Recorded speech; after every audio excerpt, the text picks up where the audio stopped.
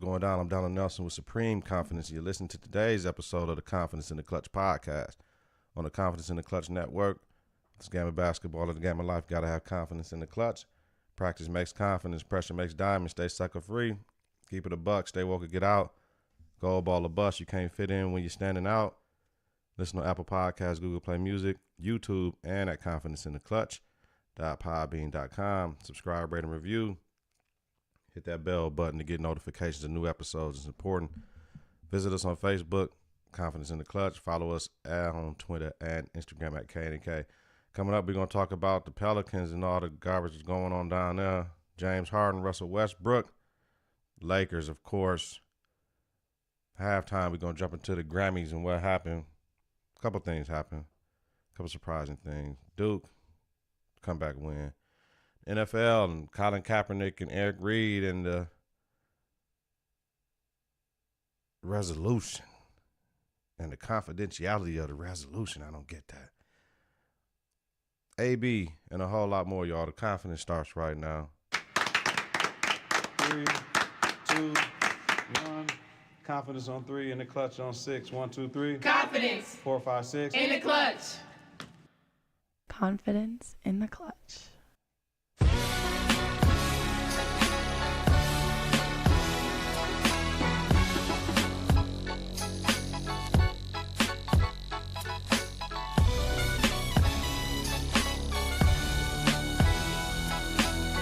Yo, them horns, man, every time I hear them horns feel good when you hear them horns, y'all. Morning is Sunday recording this. Shout out to all my brothers in the city of Milwaukee and the surrounding areas that took their daughters out last night. Went to the daddy-daughter dance. Had a great time. You can go to Milwaukee Recreation Site, see what's going down. We had a great time. Shout out to all the brothers that came. I don't like the brothers that came smelling like weed, though. If you can't go out with your daughter without smelling like weed or have fun without your kids without self-medicating like that, you got an issue. You need counseling and therapy, but you came with your daughter, so we can't get mad at it. And you were welcomed around your other brothers. When I say brothers, I ain't talking about black people.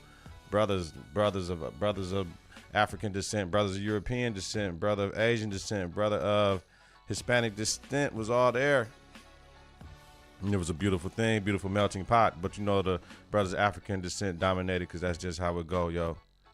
To jump right into it, remember, we're always bringing you quality content with strong opinions and facts. Confidence starts right now. Pelicans fire GM Demps. Okay, on Friday it was reported by Woj that he was let go. Now, the previous night, AD hurt his shoulder in a game versus the Oklahoma City Thunder, and he left out the game. He got elbowed in the shoulder, so I believe he had a shoulder contusion. They showed him in the back hitting it with his agent Rich Paul, who's catching a lot of flack for no reason, man. I mean, I understand they didn't like the way it went down, but he tried to keep it private when they asked the New Orleans Pelicans organization to possibly trade AD because he's not re-signing with them. People say he should have did it in the summertime or whatever. It doesn't matter. 2 years before your contract over, you asking for out, that, you know, it's a penalty for that. So the penalty for that is giving up all that paper. But this is about Demps. Demps was reported he wasn't taking the Lakers' calls at first. He did the smart thing as a GM by saying we're going to wait to see what Boston does. So, I mean, once he did that, it is what it is. You knew AD wasn't going to get traded. What are we going to do with AD? Are we going to send him back to Chicago? You can't send a top 5 player down. The league said if y'all sit him, we're going to find y'all $100K a game. Like, there's a lot going on. The most telling thing came out. Remember back in the day when Chris Paul was going to go in that 3-team trade with the Lakers in Houston, I believe.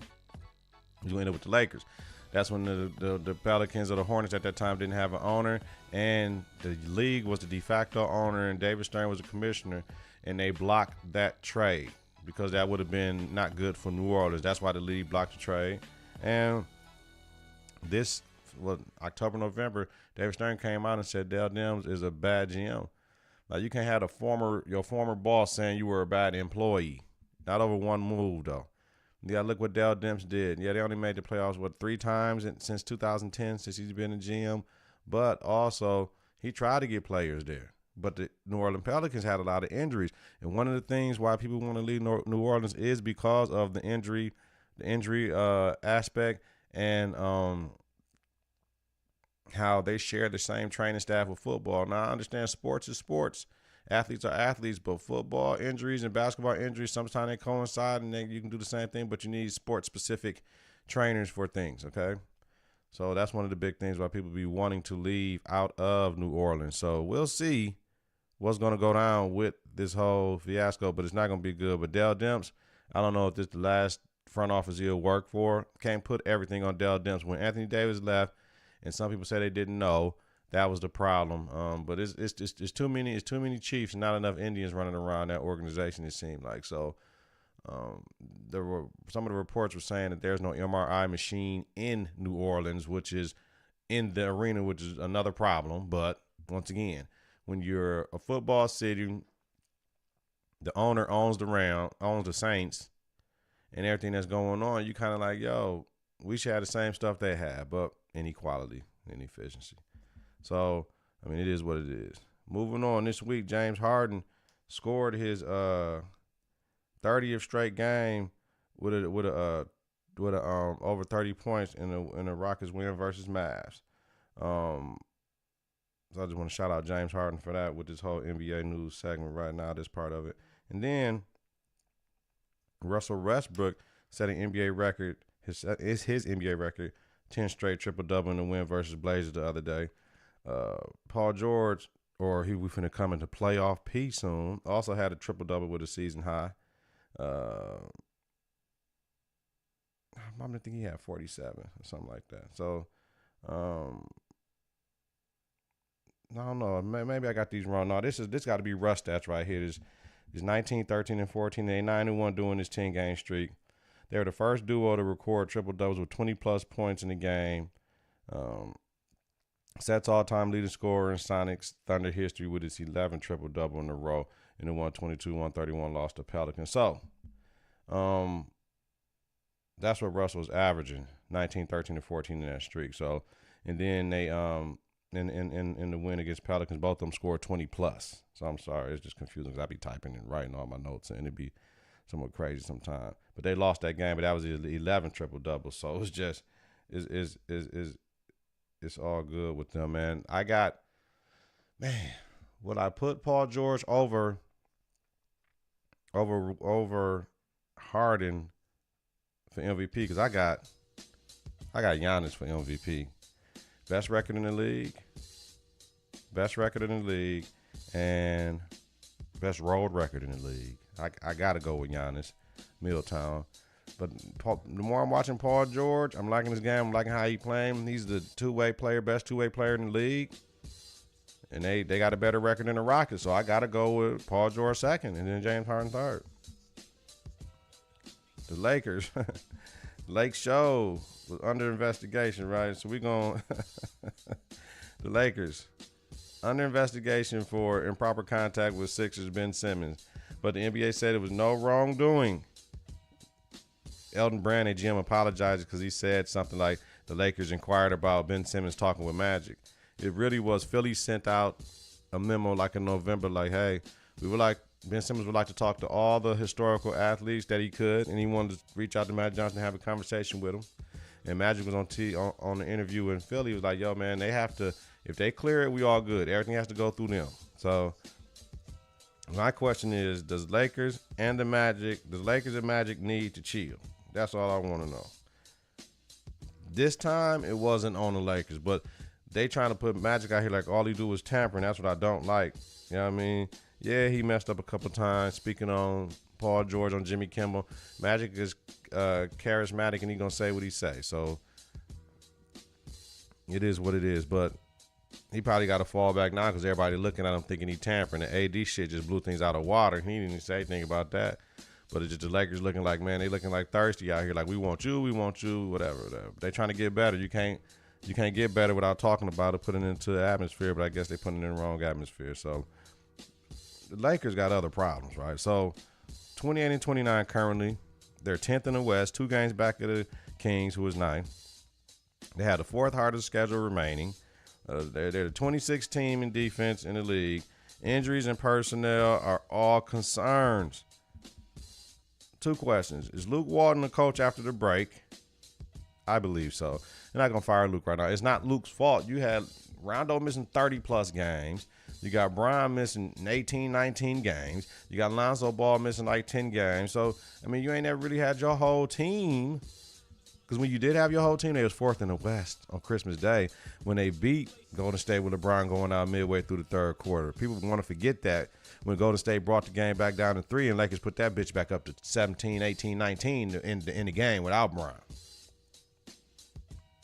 So, it's not Luke Walton's fault. Now, it might just be Luke Walton last year in LA. It might because they're not Magic Johnson and Rob Pelinka higher, but Luke is a good coach, though. He might be old school, but, listen, with coaching, you can run your system, but you have to adapt your system to the players you have. A lot of coaches don't adapt their system, and a lot of coaches don't make no adaptations during the games anyway. You know what I'm saying? They don't do it, and that's why they lose as well. So, will the Lakers make the playoffs? They're going to make the playoffs. The Kings going to bottom out. They might be too young. Right. So, the Kings might bottom out. The Clippers, it's between the Clippers and the Kings, are going to drop out of them spots. It's like, yo, we got to grab that 8. That's going to be a tremendous 1-8 seed with the Lakers and the Warriors. So, I think I was listening to Undisputed, and Chris Broussard and all them was on there this week because Skip and Shannon was on vacation. I don't know if they got suspended. I doubt they did, but I think they were just on vacation. And they had somebody on there saying, like, man, shit, the Lakers and the Warriors, they might be the only team that can possibly run with the Warriors and beat them. That'll be a great 1-8. They probably won't win in 7 games, but it'll be a competitive series. I don't know. We'll see. So, Philly and not being able to figure out this Boston shit, that's a problem. They can't figure out the Boston shit. They lost to a Kyrie-less Celtics team. Philly is 1-7 this season versus Milwaukee, Toronto, and Boston. Is this a concern? Hell yeah. If you can't beat the best in your conference, that's always a cause for concern. There's no way that they're losing all these games. Now they got all these new trades and all that shit and try to figure it out. Is it time to start looking at Brett Brown and maybe he just can't get it done? Remember last year, they should have beat Boston. You know what I mean? The young hungry Celtics came on and had it. I don't know. Is Brett Brown being out coached at these games? I don't know. I'm looking at it. Is the Ben Simmons, Joel Embiid shit? Will that work? I mean, they're trying to get Ben Simmons to shoot from outside. I don't understand how you, an NBA player, don't want to shoot no J's. I just don't get it. Now I hate the players that all they want to do is shoot J's and don't go to the hole. But, man, you like 6'9", fam. Like, you're supposed to be able to come down. You coming down, running fast as hell. The most hardest shot to stop in all the basketball, to me personally, is the running fast as hell and pulling up at the drop of dime with the defense on their heels. Because they going backwards. You going towards them. You stop and pop. They got to stop on their heels, come back up, and contest the shot. That's hard to stop. So if you get in that paint, that mid-range area and get that pull up, that elbow area, that Paul Pierce type shit, like, man, come on. You know what I'm saying? Like, coming off screens in that elbow area and just jock up. I know everybody want to shit the trade ball, but first, let's start inside, warm up, then move to the outside, and then work on your shit, man. You know what I'm saying? I just don't get it how these cats ain't got no J's and don't want to shoot no mid-range J's. You know what I mean? I just don't get it. I have problems with that, man. But, you know, think about the Kyrie effect, man. Boston 9-2 without Kyrie, right? Toronto 13-3 without Kawhi. We ain't talking about that. Oh, Boston is they want to say Boston better without Kyrie, but they ain't saying Toronto better without Kawhi. It's bullshit. People just be hating on Kyrie because Kyrie speak his mind and all that shit. Because if we look at the record, shit, Toronto don't need Kawhi then, if that's the case. But we know when it comes to the playoffs, and like Stephen A. always say, palms get sweaty, ass get tight. You need a superstar. So Boston needs a superstar, so does Toronto. They want to make any noise. It's funny how LeBron lead the conference and you got all this parity at the top. We still got the Pacers like the third team in the East. So it's gonna be interesting how this going on. I'm still the Bucks coming out the East. That's all I gotta say. The Bucks coming out the East. I can't see it. I can't see there's too much other stuff going on, and we got everybody number in the East, y'all. So now let me jump into this halftime though. I want to talk about talk about the Grammys, man. So at first, I was thinking about the Grammys, and I'm like, yo, I was thinking about Hovey because the nominations, Hov, I'm looking at the nomination like these nominations whack as hell, right? So, like, damn, y'all ain't got this, you ain't got that. You got Cardi B up here with no Nicki. Like, I'm just trying to figure it out. You know what I'm saying? Like, I didn't understand. So, like Hov said, tell the Grammys fuck that 0 for 8 shit. We in the crowd going ape shit. So I was thinking the nominees, I didn't like them. Wondering who do they know music in the history of fucking a culture. But then I thought about who is on there. I know they say Knife Wonder on the board, so you make sure certain cats get their nod. But then is it cats that he fuck with, who he not fuck with? Is it bias? Is it? So I said, yo, man, it is what it is. I was gonna do my whole list, but you know what I'm saying? I was doing work and shit, and it was just, I'm like, I ain't gonna do my own list of who I think should be this and that and this. And I just didn't agree with all the nominations and where they were. So then I watched the Grammys. And we won like a motherfucker, right? Not only our traditional categories, but the main awards as well. Fast shout to Drake for telling everybody winning doesn't make you successful. You know what I'm saying? They cut off a whole lot of people to save time for network TV to get done at a reasonable time. But Drake's, they did them dirty. He was telling people, man, it's the people that spend their hard-earned money from working their job to come and see you and buy your shit that make you successful. You should feel successful because they spending their hard-earned money to do the shit. That's one of the realest statements they heard. He told basically, people took it as he said, fuck the Grammys. I took it as like, man, telling people the truth. You know what I'm saying? Sometimes when you tell people the truth, people get offended when you tell the truth. You know what I'm saying? It's just the truth, man. He was telling the truth. So, but like I said, we won like a motherfucker. Childish Gambino, for This Is America, he got Record of the Year, First Time a Rap Song has grabbed an award, Best Rap Song, Song of the Year, and Video of the Year. He got 4. Drake got Rap Song of the Year for God's Plan. LMA booed up, Best R&B Song. Her, for her album, Her, R&B album. King's Dead. Kendrick Lamar, Future, James Blake, J-Rock won also with Bubbling from Anderson .Paak for Best Rap Performance. It was a tie. Cardi B got Rap Album of the Year. I don't know. Maybe it's winner's fatigue because Nicki won for so many years. Maybe it's winner's fatigue. I don't know. Rap Album of the Year, I can't say that shit better than Nicki's shit for it. Like, and if we doing Rap Album of the Year, y'all know my shit was Pusha T, period, point blank. That Pusha T is phenomenal bar for bar. Like, I don't even understand. But, and then the Carters. I was like, where the fuck is the Carters and all this rap shit? But then I had to think about it. The Carters won for Urban Contemporary Album, right? Urban Contemporary Album. This is where Jay-Z and Beyonce done moved to. They didn't know where to classify them. It's half rap, half R&B. And y'all need to listen to the Carters. Listen to the Carters album again. Like when you got some time, when you can really listen to it. Listen to Beyonce Snap. I'm telling people, I told y'all back in the summer, in July, I said, this is Beyonce's album featuring Jay-Z. Because B go hard. Like if you listen to what she's saying, Jay go, man, the shit is hard. You got to listen to that album though, for real. That album was hard, yo. So I appreciate they won. They only got nominated twice. Pharrell Williams won Producer Non-Classical. Love that. Movie for Quincy Jones, music film, that won.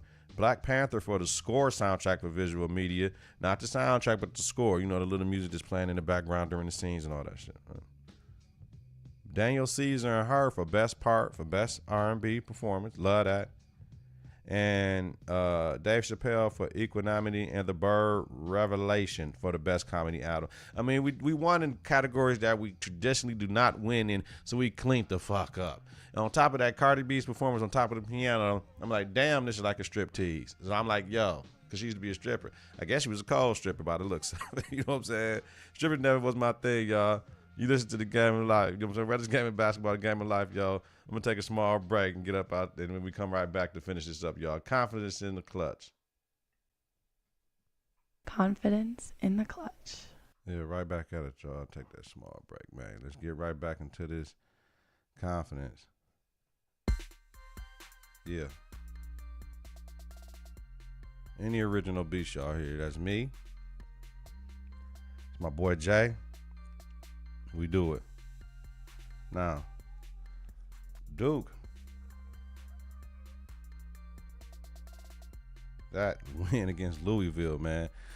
Coach K, phenomenal, yo. They was down by as much as 23 in the second half. Coach K went to a zone, man.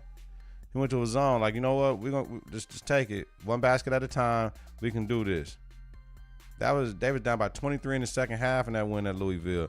That was the second largest comeback in Coach K's tenure. Duke went to zone in the full court press. They came back, was poised down the line. Zion said after the game, Coach K said, quote, I don't coach losers during the time. I don't coach losers, fam. That's what I'm talking about. That competitive arrogance you got to have. Your coach got to have that for you. You know what I mean? No panicking. Look to the sideline. It's for poise. I ain't arguing with the referees. I'm trying to keep y'all composed. Y'all see I'm composed. Y'all composed. I gave you the tools to win. You're trained. You're not untrained. We did this shit in practice. It's harder in practice than this game. Y'all good. We practice these scenarios. Zion had 27 to 12 that game. The last 9 minutes and 43 seconds, he played with 4 fouls. That's coaching right there. That's player awareness, court awareness, player IQ, knowing I can't foul, I can't reach, I can't do any of that shit, right? They outscored Louisville 35-10 in the final 9 minutes and 13 seconds. Man, I mean, them Louisville cats act like they ain't know how to play. These D1 athletes. They act like they was scared, fam. And they was at the crib. They wasn't at Cameron Indoor. I'm telling you, that Duke shit is for real, man. This is the most enjoyable Duke team ever to watch, for real. I just like that team. I like that team, man. You know what I'm saying? I remember Jay Williams and all that, but I wasn't a Duke fan back then like that. And Shane Battier and all that. Definitely not with Bobby Hurley and them. Wasn't a Duke fan then. You know what I'm saying? Wojo and all them cats. I wasn't a Duke fan back then. Wasn't messing with them. But this team, like when they had Jason Tatum, I started like, yeah. Brandon Ingram, like, yeah. You know what I'm saying? Because they got cats with cats with tattoos and shit. You know what I'm saying? So it's like, you know what I'm saying? Coach K first wasn't with the one and dones. Now he with the one and dones, and he the best one to get the shit. You know what I'm saying? He get them in. They come to Duke. So the thing is, people talking about the education, man, these cats taking they 12 credits. They know they one and dones. You know what I mean? They taking all types of intro classes. That shit ain't hard, fam. You know what I'm saying? That shit ain't hard to do. They don't even need nobody to do their work, because they ain't no dummies. They still got to get that ACT score to get up in there. So I just appreciate it. You know what I mean? It's just damn though. I like the cats that go back and finish their shit, but them days is over. Like if you a 5-star athlete going to college, you one and done, fam. You ain't even going back after the NCAA tournament. You just straight dropping out like I'm done. I'm going to the combine and all that shit. So you ain't even finished your freshman year. Moving on. NFL.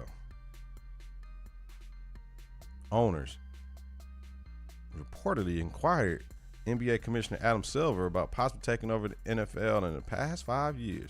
Now, it's reported that Goodell makes about $40 million plus per year.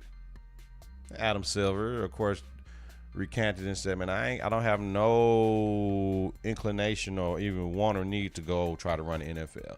But the funny thing is, they see what's going on in the NBA. They see the great job that Adam Silver has done since 2014. And they want somebody like that. You know what I mean? The bad thing, I hate anonymous sources. I hate that bullshit, because that means somebody didn't want to come on the record and say what's real or how we felt about it. I don't like that. I don't like that at all. So, but it is what it is, man. And this is a stupid big story right here with the Kaepernick and Eric Reid coming out and saying, you know what? We're going to settle. So the NFL, Colin Kaepernick and Eric Reid settles the NFL collusion suit. A joint statement was released. The resolution is subject to a confidentiality contract. Colin Kaepernick and Eric Reid, they won their case. What about the cause? What about what Kaepernick was going down about? We don't know how he feels right now about everything that he wanted to do. We don't know how he feels about the police brutality, because we ain't heard from the brother in a while, right? So I'm just saying, he won his case, but what about the cause? We know he put his money up. You know what I mean? So it is what it is. Did he go for the dub, or did it take the L? NFL. If y'all settling, when you settling, it means both sides came to an agreement like, yeah, this is cool. I like this. So through all the depositions, through all the interviews, through all the texts and the phone calls, somebody didn't want that shit to come out. And they ain't gonna settle with Kaepernick about him. Kaepernick settled with them. You know what I'm saying? Like Kaepernick ain't settling with them. They got to settle with Cap. Like, yo, and Eric Reid. Like, yeah, but Eric, we just signed a new multi-year contract with the Panthers. Kaepernick ain't in. We know Kaepernick went like 1-10 his last season when he was the starter, like 3-19 or 3-16, some shit. His past 19 games, 3-16 or some shit like that. So we know a quarterback is a position where you got to give motherfuckers the ball. So we can't just say Kaepernick was fucking up. Kaepernick was a play away from winning the Super Bowl in 2012, right? So we can't just say it was Kaepernick. He just fell off. I can't see him just falling off like that. But, you know, they wanted to point towards the protest. Like I said, it's just funny how, you know what I'm saying, in Wisconsin we had, Kaepernick is from Wisconsin, man. You know what I'm saying? The Wisconsin Black Caucus legislature had put up that they wanted to acknowledge all black Wisconsinites and their contributions to history in this country and in the world. Colin Kaepernick's name was on there. The Republican-led legislature said, no, y'all got to take his name out because he's controversial. The Black Caucus had to fall back and say, okay, man, even though they didn't like it, they had to, because, you know, this is a scratch my back, I scratch your back type of thing. And down the line, the Republican-led legislature was going to block anything and everything the Democrats wanted to do if they would have put Colin Kaepernick on that shit.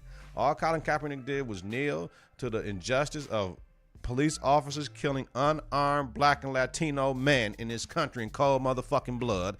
And they didn't want him. The Republicans did not want that name on there because he was too controversial. Now, Colin Kaepernick didn't sell no dope, didn't rob nobody, didn't push no woman, didn't kick no woman, didn't hit no woman, didn't beat no woman, didn't throw her on a bed of guns, didn't throw her in a tub, didn't kick his baby mama, didn't do none of that, didn't kick his pregnant woman, beat up his pregnant woman, slap his pregnant woman, didn't kill nobody, didn't vehicular homicide nobody, didn't slap no kids, didn't whoop no kids with no belt, didn't do shit.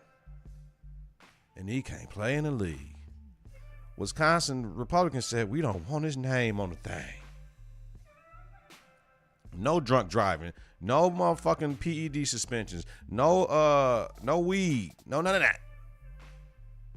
Because he said, I'm gonna take a knee during the playing of the national anthem to silently and peacefully protest about the killing of unarmed black and brown brothers out here by the arms of the police departments in America. And his name can't go on the roll for honoring black history in Wisconsin. This is where the fuck I live at.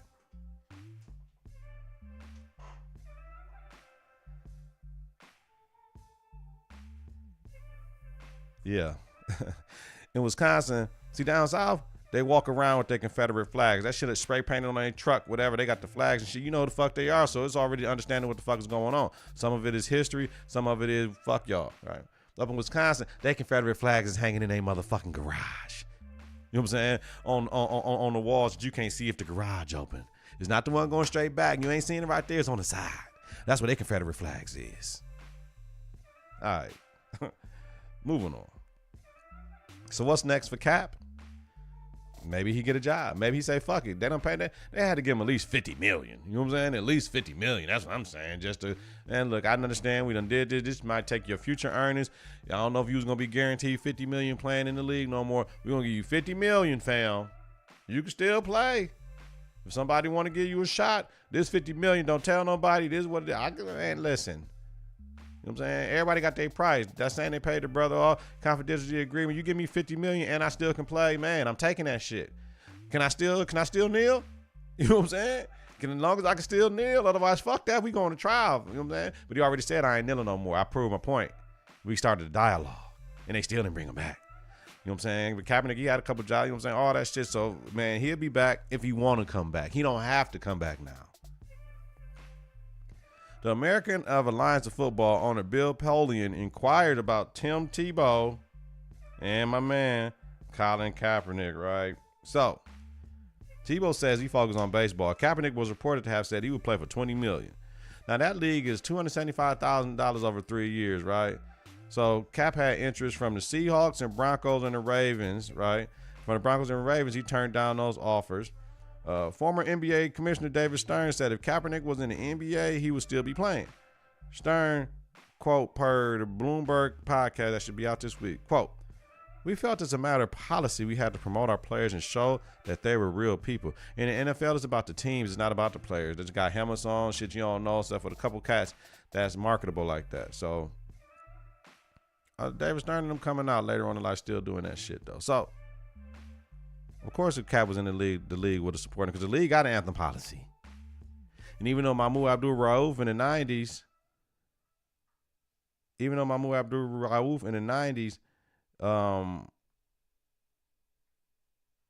he got suspended the one time. He was good though, right? They figured out a way to make it work for him. So, Kyler Murray chosen the NFL. QB says he's fully committed to being an NFL quarterback. People are mad he passed up the short money long term, but QB money trumps that baseball money right now. Remember, baseball, you got to go through the farm system. It might take them 5 years to get up there. All right. They're getting that quarterback money now. Concerns about his height and his scrambling ability. He's small. We gonna see. Russell Wilson did it. Drew Brees did it. Back in the days, Doug Flutie did it. We gonna see. Once he get to the combine, we gonna see. Once he do his pro day, they gonna see what's going on. If drafted in the first round, he would be the first person to be drafted in the first round of Major League Baseball and an NFL draft. My question is, if the NFL don't work out for him, he can go to MLB, right? But if MLB didn't work out, could he have went to the NFL? See, smart play is what he's doing now, in my estimation. You got to have confidence in the clutch. So the confidence in the clutch to say, fuck everybody. I'm going to play football. That's what I want to do. And that's what he did. Now, after that, everybody got to put up a shut up and he got to show his play on the motherfucking field. And that's what he going to do. And if it don't work out, he can go swing that bat. The thing is, they said he wasn't really a good hitter. You know what I'm saying? So that's something you got to do. You got to hit in baseball. So why fuck around in the farm system on the bus and all that when I can go get this first round quarterback money now? And if it don't work out, I can go play baseball like Tebow is doing. Tebow gonna end up on the Mets, y'all. He gonna end up in New York. He's gonna end up playing for the Mets this year sometime. Trust me. Now, Kareem Hunt, signed by the Browns, right? He's from Ohio somewhere. A lot of shit he get into was in Ohio. That's why I was like, they didn't need him back. So we all seen a video of him getting into it with the young lady, and they two alternative reasons why they got into it and all that shit, and pushed her down or whatever and kicked her, did a little kick and all that shit. You know what I'm saying? It is what it is. Now, the GM of the Browns, John Dorsey, picked Hunt and KC when he's a GM over there, or assistant GM or whatever. Hunt will be on the commissioner's exempt list. Now, is that a good pickup for them? Absolutely, it's a good pickup for the Browns. The thing is, ain't nobody talking about him, though. But we talking about Kaepernick taking a knee. But he done been in fights and clubs. You know what I'm saying? Pushing women down on the thing, acting crazy. You know what I'm saying? Like, it just, you know what I'm saying? But Kaepernick, all he did was take the knee, fam. He took the knee. He had the pig socks. He had the Castro shirt. So you mean to tell me taking the knee, wearing pig police socks, and wearing a Castro shirt is more egregious than hitting on women, fighting motherfuckers, and doing all this other shit? I don't get that. But this is what it is. This is what it is. So I'm proud somebody picked him up, and I hope he has a chance to redeem himself and show he's done with the foolishness. But these young brothers, they need a little help. You know what I'm saying? They need a little guidance. They need OGs in their life. So hopefully he gets the proper guidance around them, and he'll be fine. AB. Antonio Brown, yo. Demands trade from the Steelers. He spent his entire 9-year career with Pittsburgh, right? No Super Bowls in that 9 years, just to let y'all know. Responding to Twitter followers, AB says Big Ben has owner mentality. Calls out everyone but himself. Where do they go now? He has a meeting scheduled with the Rooney in Pittsburgh. They can all sit down like grown-ass men and figure it out. But Le'Veon ain't coming back. And the Triple B's, no matter what as productive as they never got out of the fucking AFC because Tom Goat Brady and them Denver Broncos and Peyton Manning went. They never got out of the AFC. I don't know if they would have enough to come. I don't know. They need Le'Veon. The one cat they got for the rookie cat was nice though, but to me they still need Le'Veon. So I don't know, but AB's throwing it out there now. And this was Shannon Sharp and everybody say, hey, man, Big Ben is got some culpability in this, man, because it's asinine for you to throw out people up under the bus all the time, fam, and then you expect everybody to be all good, like, I was just playing right type shit, like some goofball ass shit. Like, no, man, you can't do that. You can't do that. I mean, he had some real shit he said on Twitter. AB talking about, Tomlin called him out that he quit on the team, but Tomlin knew he was hurt. So like, how can I come and stand on the sidelines when I'm saying, no, that shit that the coach say I quit and I didn't, I was hurt and shit. And then you gonna do that to me like and I gotta stand out here with these brothers and they looking at me like I'm quitting, I ain't playing with really time. You know what I'm saying? Like all them funny games, like that shit ain't cool. You know what I'm saying? Like people were saying Tomlin like on this, it's cool once you got production. But when the production drop off, then we gonna be hard on you. Like that shit don't work, fam. Like I know superstar players get superstar treatment, but either they get it all the time or none of the time. You can't pick and choose when you're giving superstar treatment. So hope they figure it out. So tonight is the All-Star game. I watched that. I watched a little bit of the shit last night. Watched highlights that I missed because I was at the daddy-daughter dance and all that. So we'll see what it is. Last year, this is a historic day for Confidence in the Clutch. This the first episode I ever recorded was around this time. I have to look at the date, but it's around this time last year. And the first podcast, well, the first one was to give an introduction to everybody, but the first one I did, I think, I was with J.I., and we was talking about the All-Star game. And one of them is the lost episodes as well. So this is a good day for me. So I'm going to enjoy it tonight and do what I do, y'all. Thank you to all followers, subscribers, listeners, family members, Confidence in the Clutch family members, man. This has been a great trek. It's really something that I like to do now. And I was told by Jacoby and Jalen Jacoby on the podcast, they said, man, make a podcast, to make a better one, to make a better one, to make a better one, to make it a better one. So I hope all of you that's followed me and listen to me, I give y'all that extra shit. I try not to rehash things, but I take ideas and run it with my point of view. And I hope it's something that you enjoy listening to. Share this shit, follow it, subscribe on everything, whatever you got. And that's it. When I got the homies here, we be going, try to put it on video. So, you know what I'm saying? So y'all can see it. Some people like watching podcasts. They don't like listening. So they'll rather watch it on YouTube, right? So I got to think about those people and got to start doing it, y'all. But as long as you can hear this quality content with strong opinions and facts, you listening to Confidence in the Clutch, all right? Whether it's the game of basketball or the game of life, you got to have confidence in the clutch. Practice makes confidence. Pressure makes diamonds. Stay sucker free. Keep it a buck. Stay woke or get out. Gold ball or bust. You can't fit in when you're standing out. Listen on Apple Podcasts, Google Play Music, YouTube, and at confidenceintheclutch.podbean.com. Subscribe, rate, and review. Hit that bell button to get notifications of new episodes. Visit us on Facebook at Confidence in the Clutch. Follow us on Twitter and Instagram at K in the K. Have a peaceful, blessed day, y'all. Love. 3, 2, 1. Confidence on 3, in the clutch on 6. 1, 2, 3. Confidence 4, 5, 6. in the clutch. Confidence in the Clutch.